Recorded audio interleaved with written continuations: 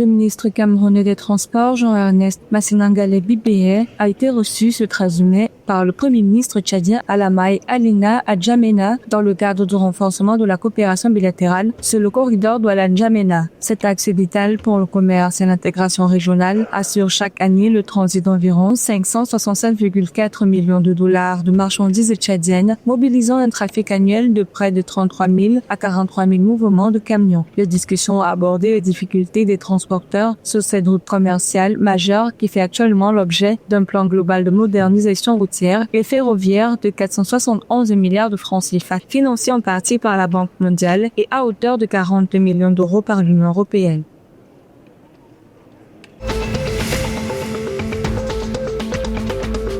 Pour soutenir un ambitieux projet agro-industriel en République centrafricaine visant à renforcer la production agricole et la transformation locale de produits vivriers, la Banque de développement des États de l'Afrique centrale a annoncé le 12 mai 2026 le déblocage d'une enveloppe de 2 milliards de francs CFA. Implanté à Tissa, dans la préfecture de Lobaye, le projet devrait démarrer dès juillet 2026. Doté de 4 unités de transformation industrielle, il ambitionne une production annuelle de 5 400 tonnes de manioc, 4 730 tonnes de maïs, 1774 tonnes de soja ou de haricots et 1770 tonnes de moringa. Ces installations permettront non seulement de valoriser la production locale sur le marché national, mais aussi d'envisager à terme les perspectives d'exportation.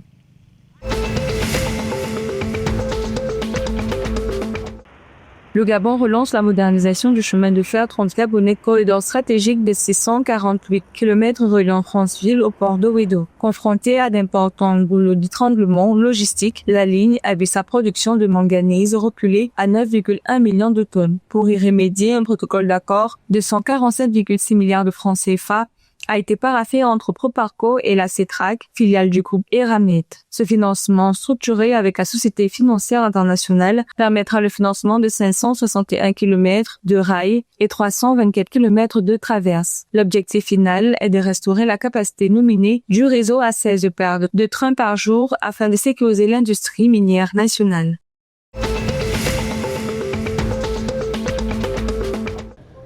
D'après des sources onusiennes, en République démocratique du Congo, plus de 4 000 habitants des quartiers Mundubiena et Kayerimunda, en territoire béni, bénéficient désormais d'un forage et de 6 points de distribution d'eau potable financés par la brigade d'intervention de la MONUSCO. Estimé à près de 40 000 $, le projet exécuté en 4 mois par l'organisation locale Union pour l'humanité saine vise à améliorer l'accès à l'eau, notamment pour 70% de la population composée de femmes et d'enfants dans un contexte de retour de déplacés, réduire les risques pour les femmes et enfants et renforcer la résilience des communautés vivant dans un contexte sécuritaire fragile.